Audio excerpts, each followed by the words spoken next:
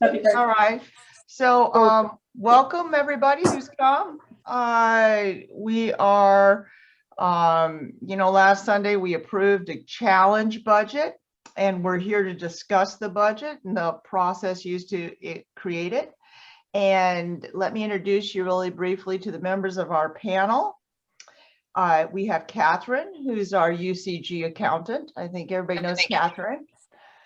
And Helda, who's a member of the PPP committee. Hi, Helda. Thank you. Actually, hi, it's actually Elda. It's a silent H. So if you'll notice, remember if you'll notice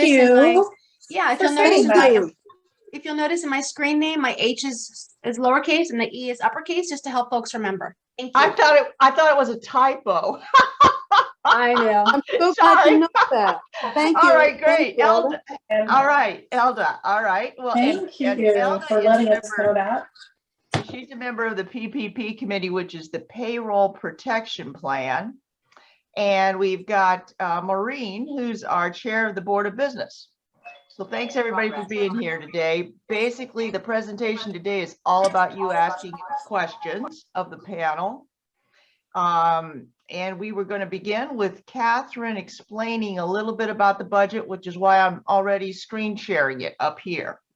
And then if you have questions, if you put them in the chat, if you'll just put your name in the chat, then I'll call on you when Catherine's done or throughout our seminar time, and you can ask your question. So all you have to do is put your name in the chat, okay? I didn't come here with any specific questions. Is that okay? I don't want to waste your time. Of course. I figured I'd like to hear the process, and then I'll see what I can learn. That's wonderful. Thank you for coming. Yes. Because you were saying last week this is just going to be questions. So, all right, I'll shush. Go. All right. So what we start in the summer each year is putting together a vast spreadsheet of information that will help inform our next year's budget. And as you can see, there are a whole lot of columns on the screen. I'm doing this these days in Google Sheets so that everybody that contributes to the budget numbers, everybody that knows what number they have and can plug in, can go into that sheet and plug in a number and leave a comment in the notes section. And so we can all sort of communicate in real time instead of the old way of passing around a single Excel document via email, and you might open up a document that's already been changed 5 times. So I find that this cloud-based method is really beneficial to all of us.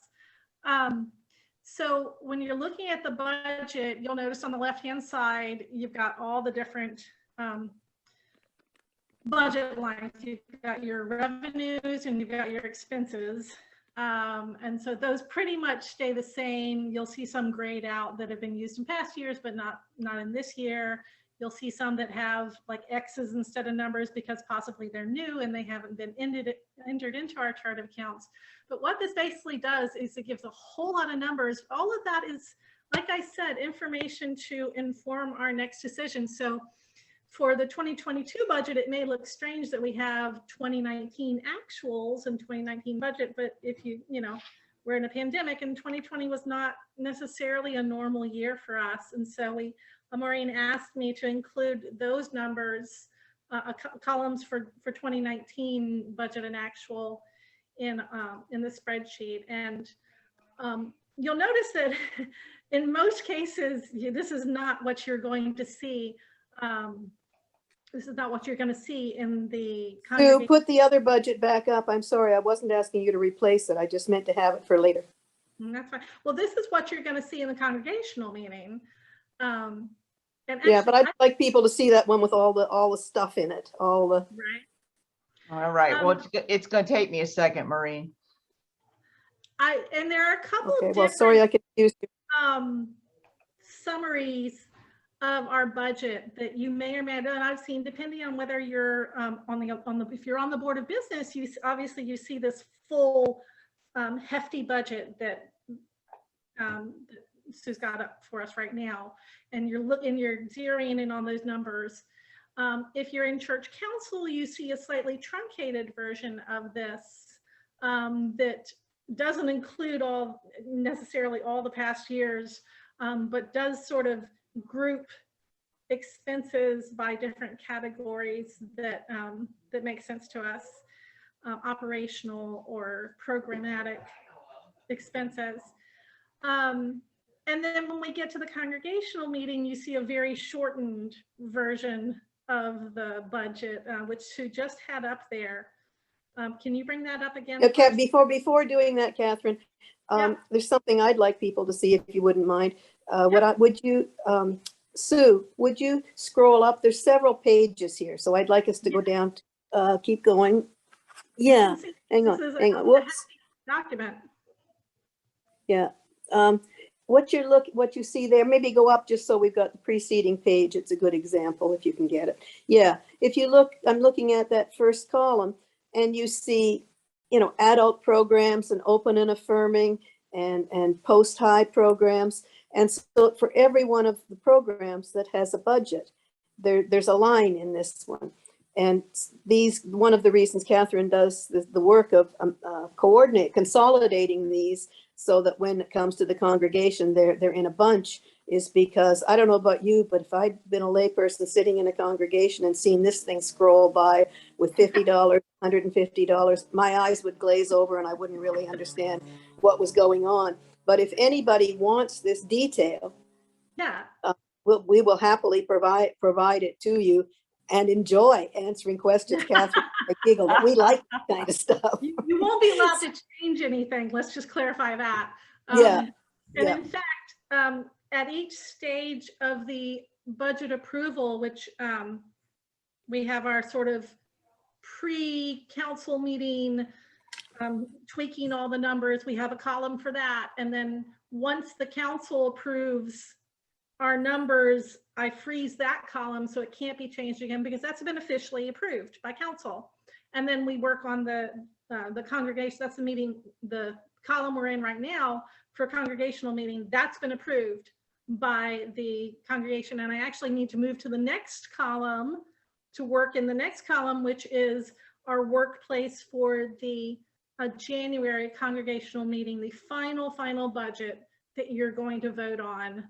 And hopefully by that time fund for 2022.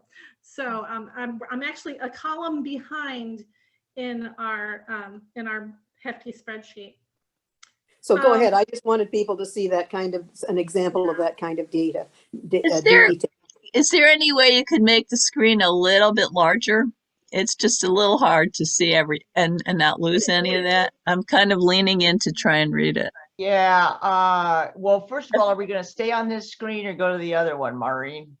Well, Catherine's ready to go on, I think now. Okay. I've got my budget up. If I can share my screen now, I can take over that soon. Oh, all right. I'll stop sharing and let you do it then. Okay, there you go. It's all yours.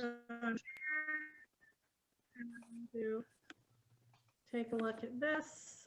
So here we are. Can you see my screen? Yes. Somebody let me know if you can see my screen. Yes? Okay. Yes. Yep. Mhm. So, for example, for council, this is a slightly more truncated version of the budget that's grouped into things like benefits and operations. Stop there because you can see where it says operations, office, worship, coffee time. You can see how everything gets amalgamated. Yeah.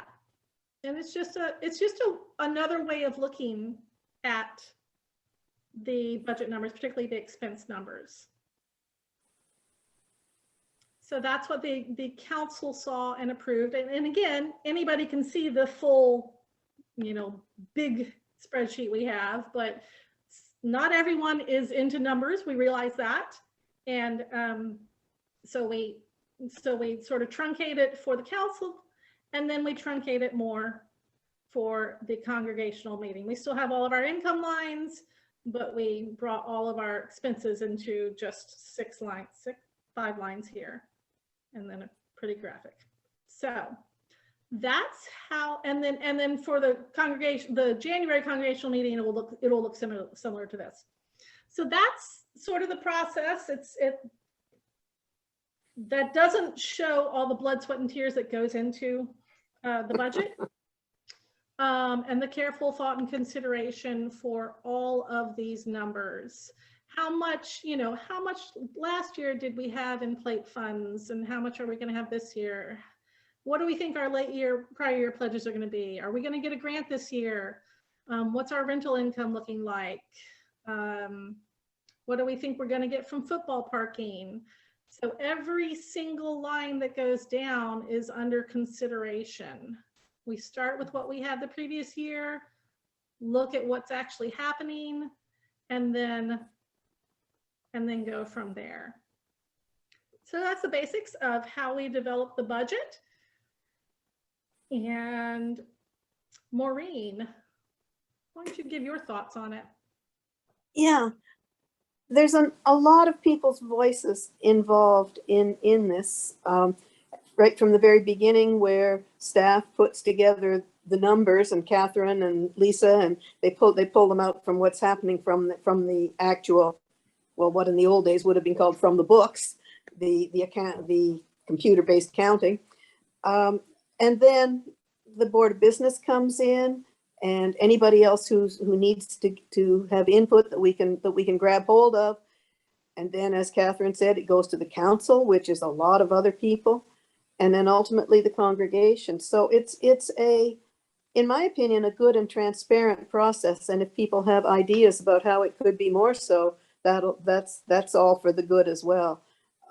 This money doesn't grow on trees. It's our money, yours, mine, and being able to be transparent and accountable for it are very, very important. The reason we invited Elda to be here with us today is because I don't know if anybody's planning on asking this question, but I'll go ahead and ask it, because if I were on the other side of the table, I would be asking it.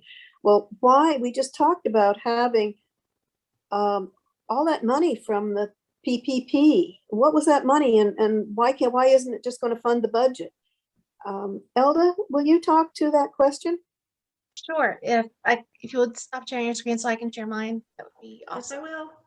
Thank you. Yeah. Okay.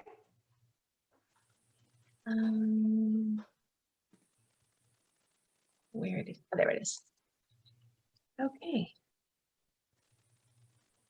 Can everybody see my screen? Yes. Okay, great. So I wanted to talk a little bit about what that money process, how that decision went. That is a decision that we definitely did not take lightly. As you know, the committee was composed of representation from across all of UCG.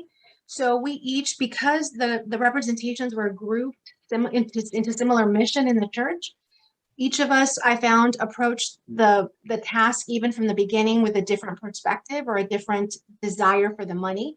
So I am happy to report that there was robust discussion of philosophy, of process, of approach.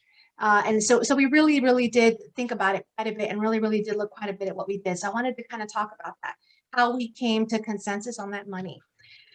There were really three pieces to it. The first one that I want to talk about is we looked at who we are. Because we each came from different places and we each came with such different approaches and thoughts about it, we went to our own website and we found this. The United Church of Gainesville provides a variety of programs that supports personal spiritual growth and encourages community building for adults, children, and youth. So we really took that and we really looked and we dissected that and we looked at what that could mean operationally for using these funds. So what we saw was that we wanted the money to represent who we are as a congregation and what we value and what we say. We also looked at our 3-year plan. We looked at all that kind of stuff. And so what we came down to was that supports personal and spiritual growth, encourages community building for children, youth, and adults. So really the spectrum of our church. So that really informed the decision-making, and it continued with this theology with our sleeves rolled up. We kind of came back to that idea. So really, how can we use our money to really to extend the impact beyond a one-time usage? What can we do to, whether it's extend the impact for the life of the church, the life of the community, what can we do with that? And we wrangled with that and wrestled with that.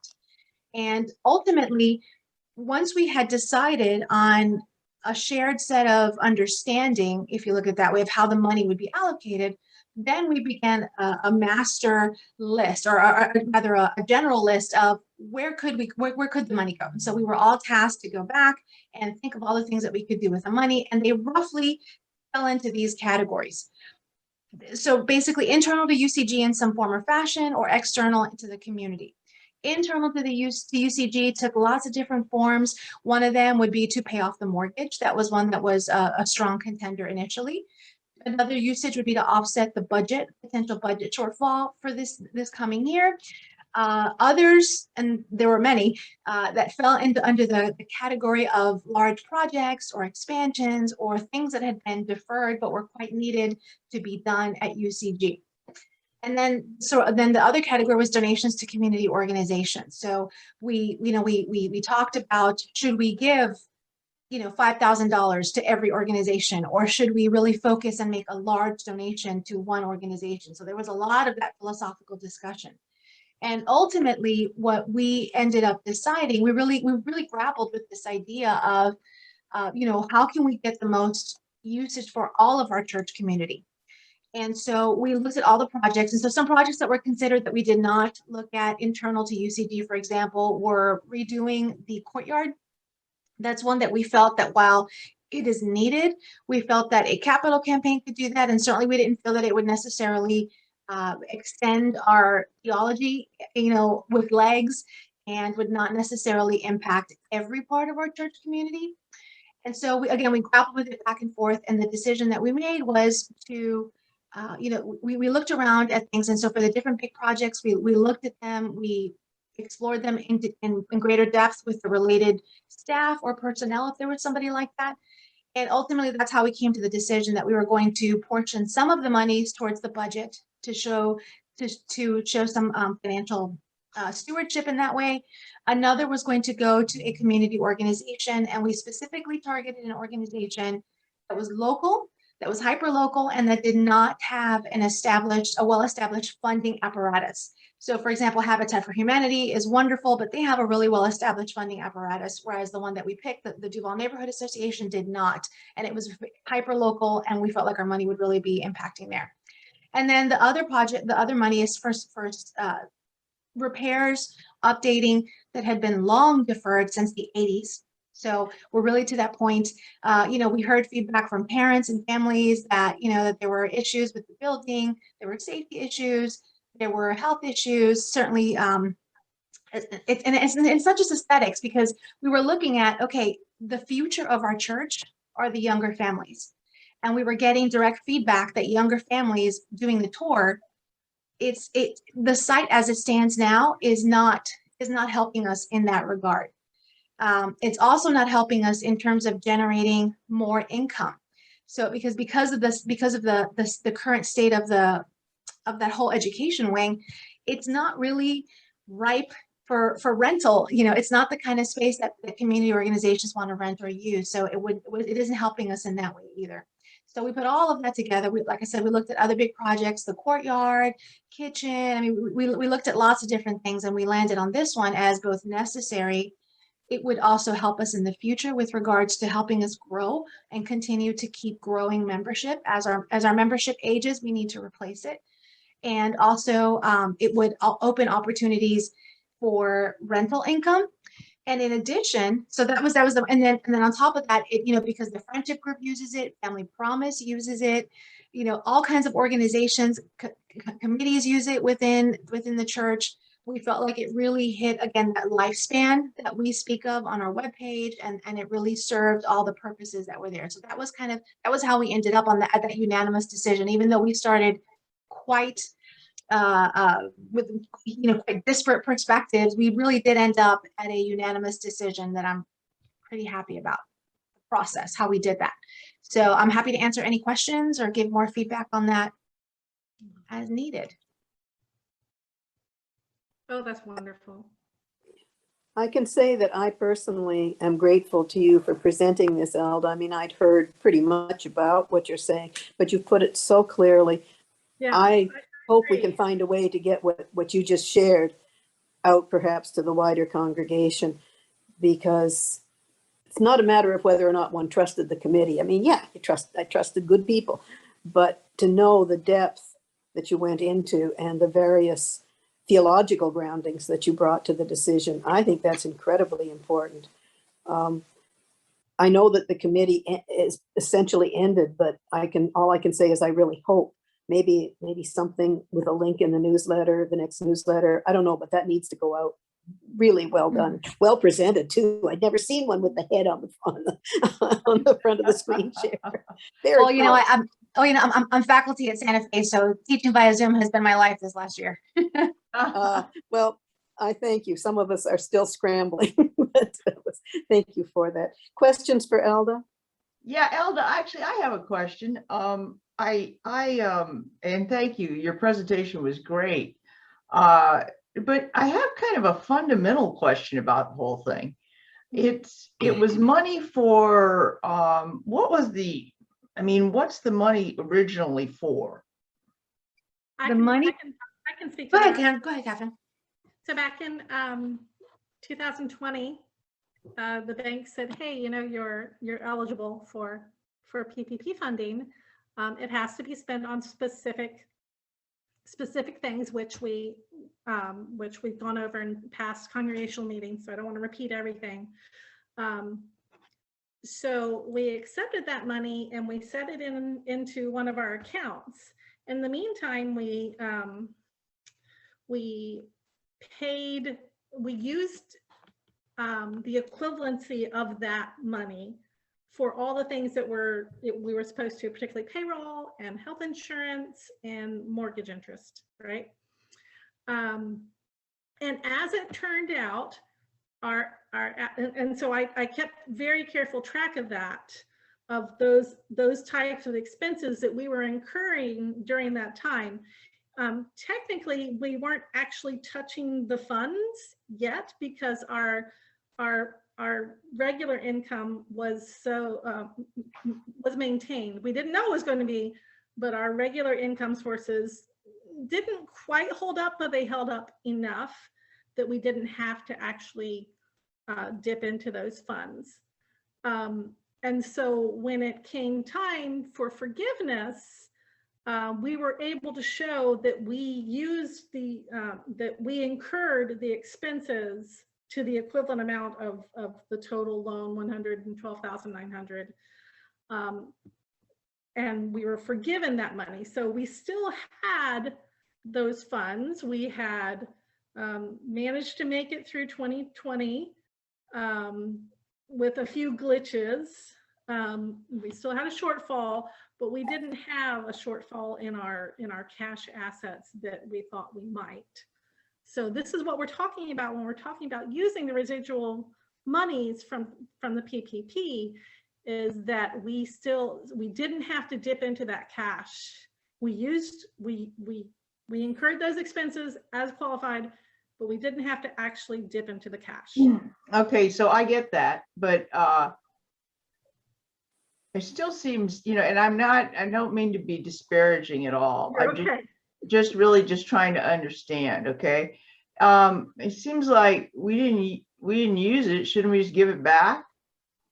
Well, I think the thing is that this has been discussed and debated and decided by And the voted on, and voted Yeah. on. Oh, so once Okay. once the congregation has voted, the question becomes interesting but moot.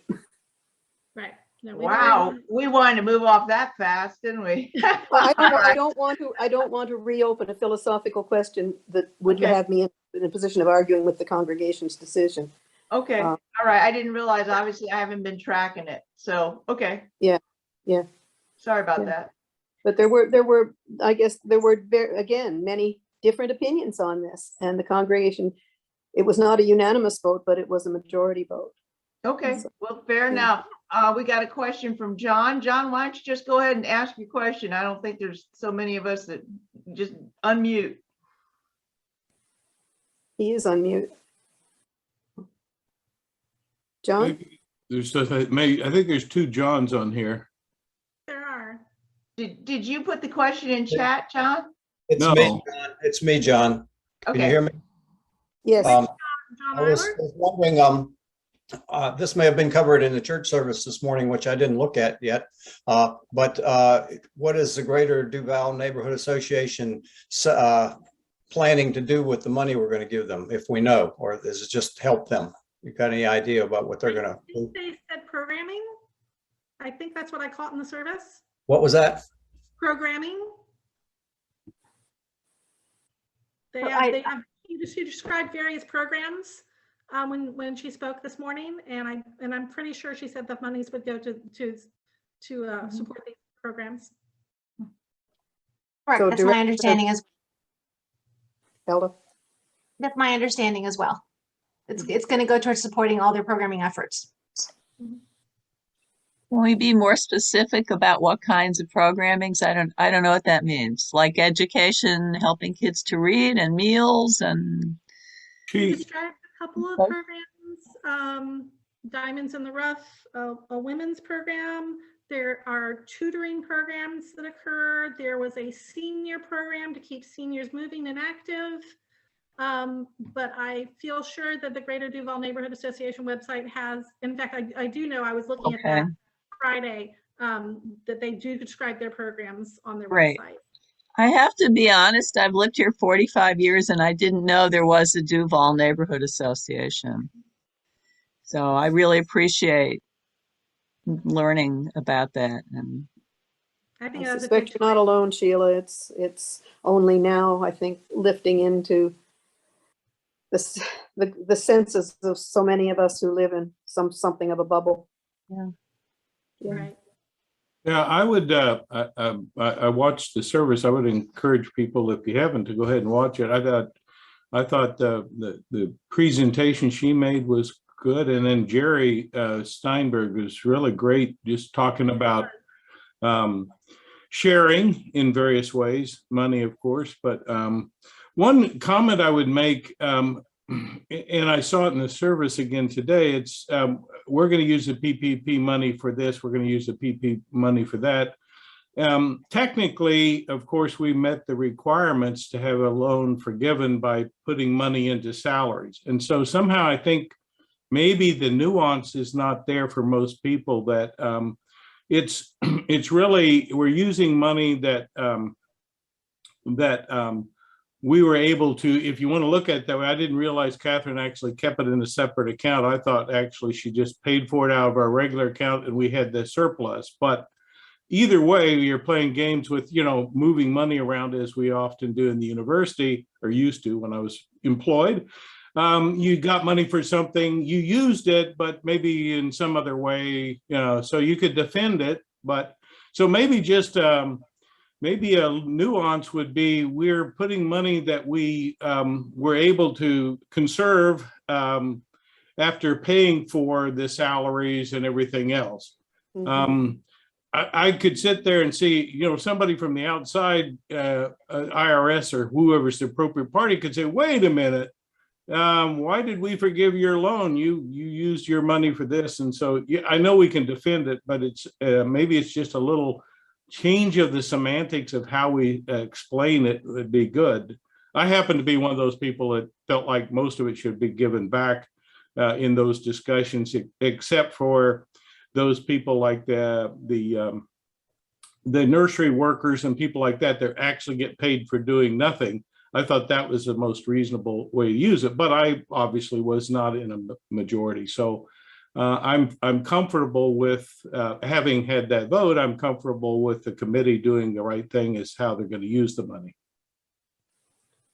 Yeah.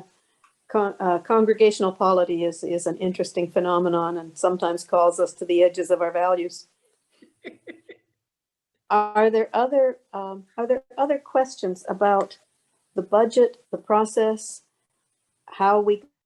where do we go from here, since we're in the middle of an enlistment campaign? Okay, Maureen, I would like to ask a question. Oh, okay, Maureen. What happens? I'm looking at this thing you put up and it says pledge income $814,429, which is an 8.87% increase over last year. What happens if we only bring in $750,000. What are we going to do? Are we going to fire people? No. But exactly what will happen and how that will be handled is going to be cause for many conversations and many deep conversations, which ultimately will be approved by the congregation. Turnips, I have long considered myself a specialist in budget turnip squeezing. Turnips can always be squeezed, and some budgets can be reduced even when it looks like they can't be reduced.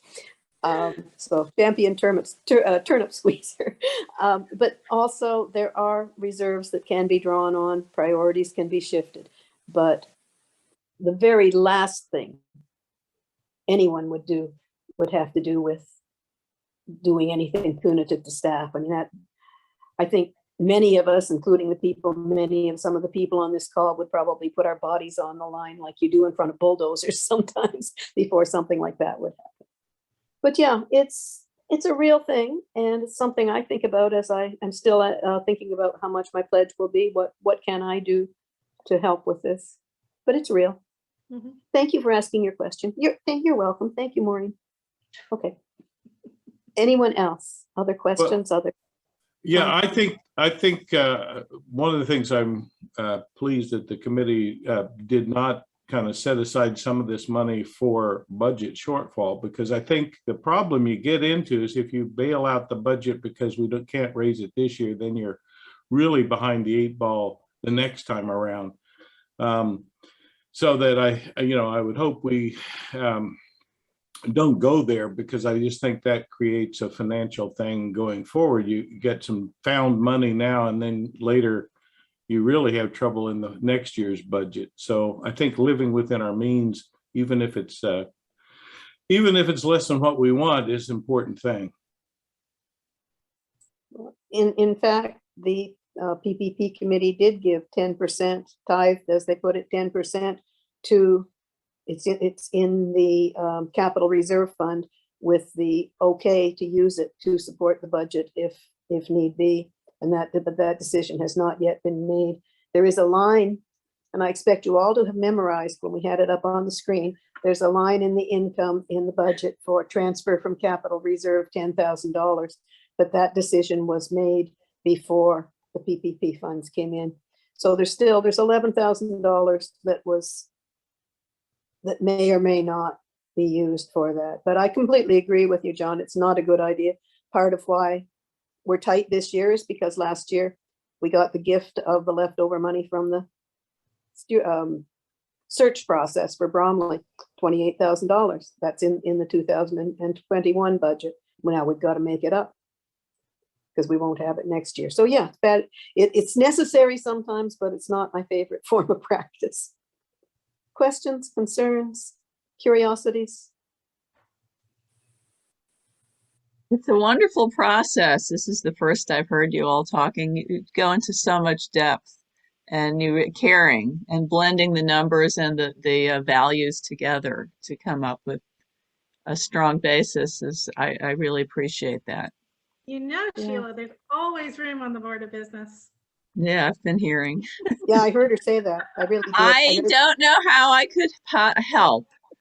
I would have to sit with somebody like a trainee and watch what you do. I would do it. Well, we don't, talk. those of us on the Board of Business do not do the accounting stuff at all. Oh. And Catherine is very grateful for that, I think, since periodically I will hit something and say, oh, look, I changed that, and I'll go crying to her. But no, but we look at the level of philosophy and pragmatism of how are things going to get paid. We are also responsible for the property. So there's lots, like, for example, right now, Liz Harvey is the Board of Business representative on the building renovations committee, the one that's actually doing the work. And Karen Archer is the Board of Business representative on the compensation committee, that again doesn't necessarily know exactly what the salary should be, but know how to get information and how to work with UCG values as well as the money that is fair and just. So yeah, there's lots and lots of different things to do. And I've always, when it comes to money issues, I've always really thought it was important to have somebody who knows very little about budgets and stuff, so the questions get asked from the margins, from the people who aren't embedded in it. So Sheila, I'm looking at you. We'll talk. I'll Good. talk, guys. I don't know how to make sense. I'll talk. We'll talk. I can do Excel spreadsheets. Oh my God. Okay. John, are you looking? You look like you're about to say something. Am I right on that? Oh, John Hart. me? Yeah. You look like you were going to say. Well, I was having that unusual thing of actually thinking. That was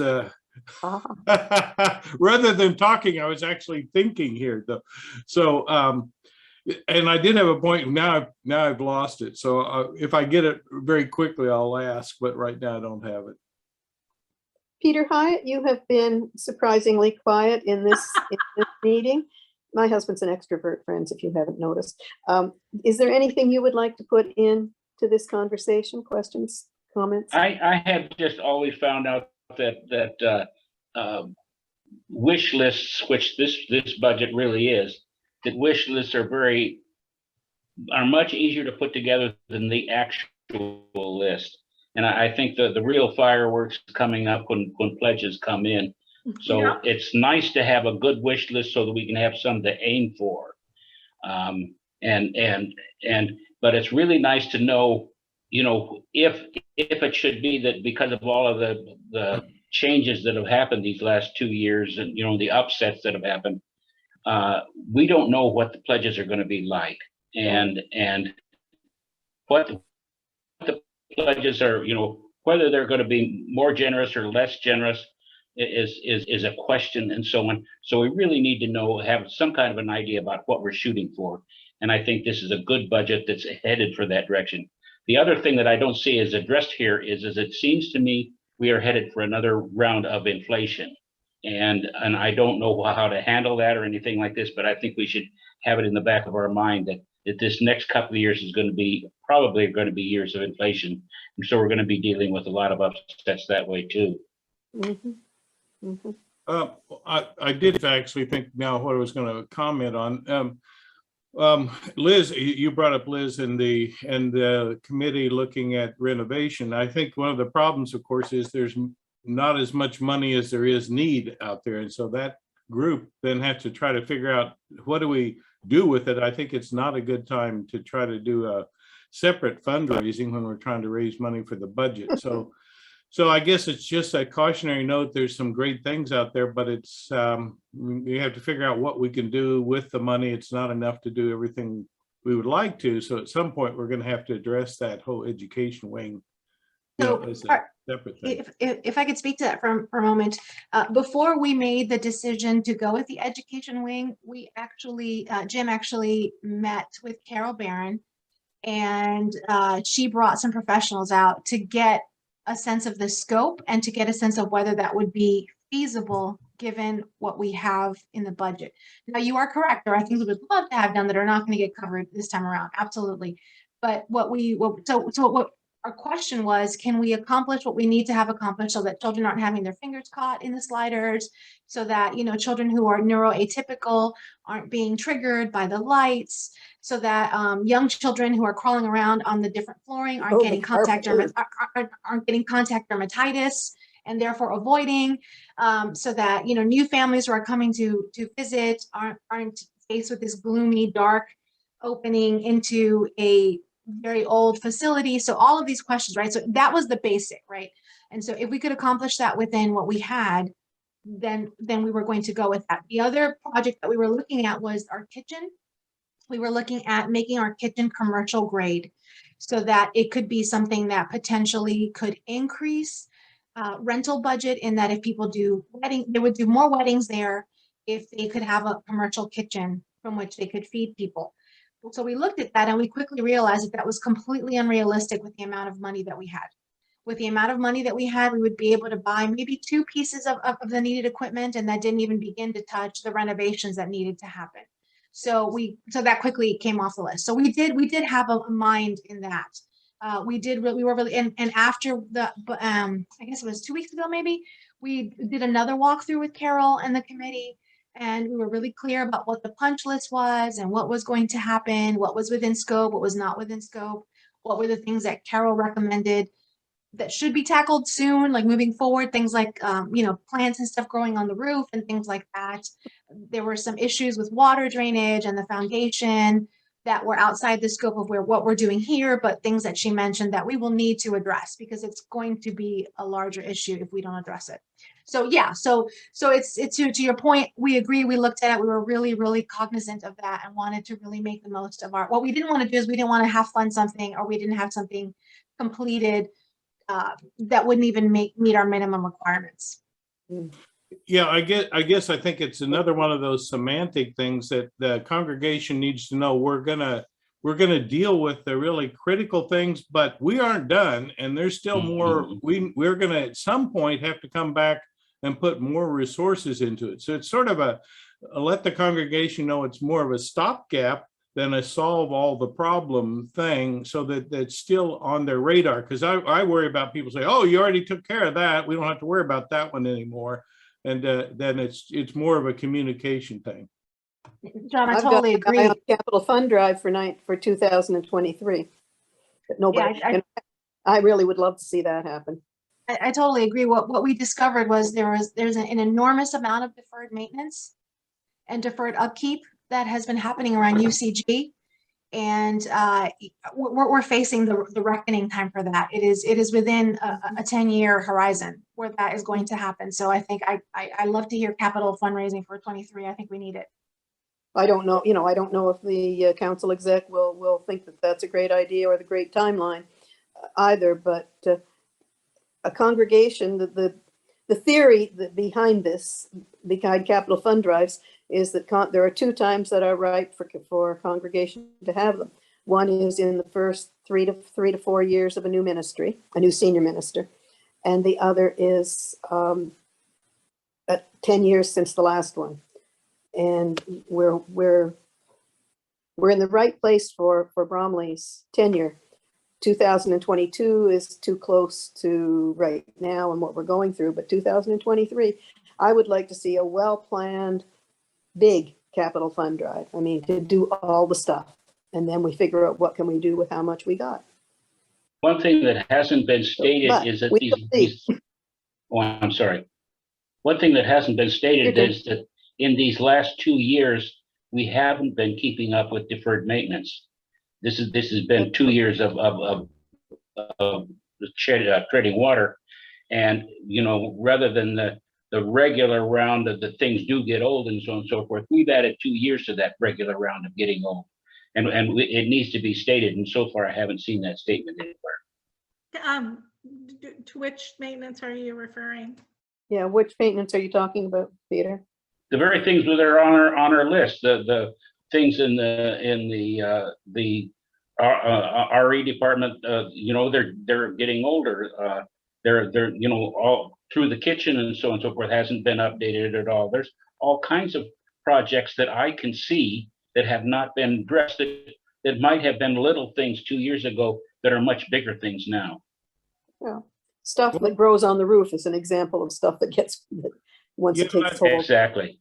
Yeah, I don't know where Exactly. we are. I know that we have something like, I don't know, a dozen air handlers or something like that, many of which are old. The cost, you can chip away at replacing those things. So there's lots of stuff like that I think that become critical. One question I'd like to ask is what % of our membership pledge? We have a pledge campaign here. But I don't, how high a % is it? Somebody know what % of membership pledge? That would be Catherine, if she has it. Got notes on that somewhere. I mean, is it, I'm looking at a ballpark, like, are we talking 70, 60, 90? Yeah, I heard this last year, but I don't have it, but it's higher rather than lower. I mean, I think one of the if it's 95%, well, then that's one thing. But if it's much less than that, then beyond just a pledge campaign to raise your pledge or maintain your pledge, I think this emphasis on getting people to pledge is a critical thing, because I know if you just give money when you have whatever you have left over at the end of the month, it's not going to be much. But I know when we started pledging when we were first married, and you put the money up front and then you find a way to live with whatever's left. So pledging becomes critical for maintaining, certainly for planning for church, but actually upping the number of pledges. Even if people aren't pledging a lot, I think it's probably going to end up with more than what they would give at the end of the month. So that was my question is, I don't know that I've heard an effort, a little late now for this year, but looking forward, for if that percent is not 90-some% of membership, then finding ways to get people to become a pledger becomes a critical part. Completely agree. And Completely agree. part of I that know is the that things the- left over. Go ahead, Maureen. Thank you. I know that the stewardship committee is looking to morph, to shift itself so that it functions on a year-round basis. And I am not privy yet to how that will play out and as they shape who what their mission will be. But usually for a year-round stewardship campaign, generosity education is part of it, and direct pledging stewardship education, and helping people incorporate the sense of giving into their spirituality. Those things are usually part of a year-round stewardship committee. So I have my fingers crossed that's part of what will be done. I think that part of spirituality and giving is one of those. I remember years ago, our senior minister back at Trinity, Dean Martin, used to say, you need to give for you need to give, of course, for the church programs, but you need to give for yourself too, because it puts life into perspective. You need to look there and say, it's not all about me.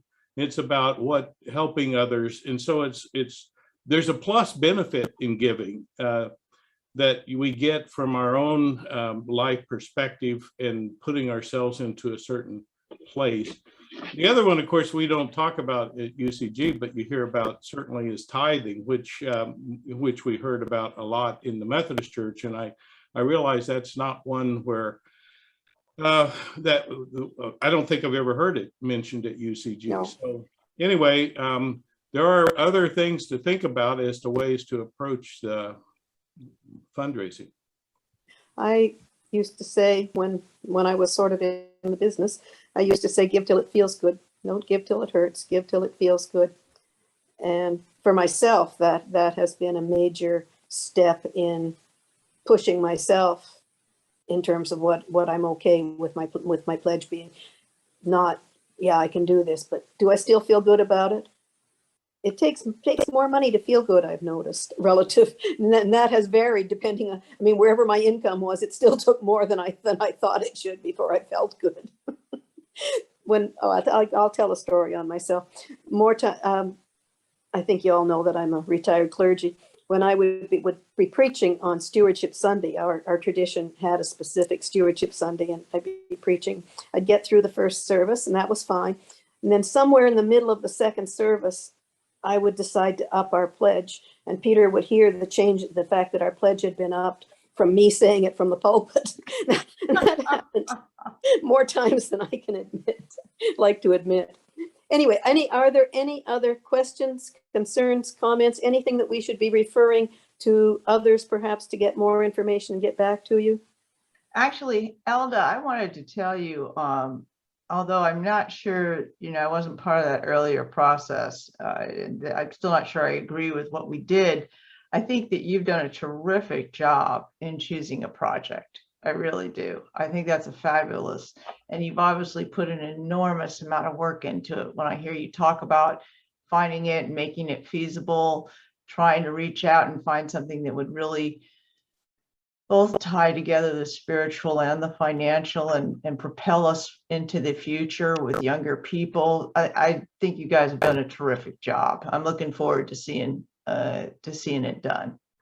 Thank you. I appreciate that. And I want to give due credit to Jim White, our chair. He's the one that really went out there and met with people over and over again and really kind of really sunk his time. Like we came up with it and he did it. So I will definitely pass it on. Thank you. Sure, yeah. Good job. And thank you to Catherine, who, it's not just that she is technically competent at what she does and that she enjoys numbers, but she's so much fun to work with and so gracious when I keep screwing up and coming and saying, oops. So I want to thank you, Catherine, for this, because yes, there's a lot more to come, as people were saying, when we get our pledges in, but thank you for all your work. Bet. Anything else before we wrap up and go on with our day? I want to go listen to the service. Thank you, John, for the testimonial about the service. Kids are over boxes from the education wing, so I want to go see how they're doing. Oh, yeah. I got to go pick up my kids there. But the teenager drove them over there to do their work. So I got to go get them all now. Okay. Thank you all for doing for this. Thank managing this for us. And thank you all for Thank coming. you. Bye, everybody. Thanks, everyone. Have a good week.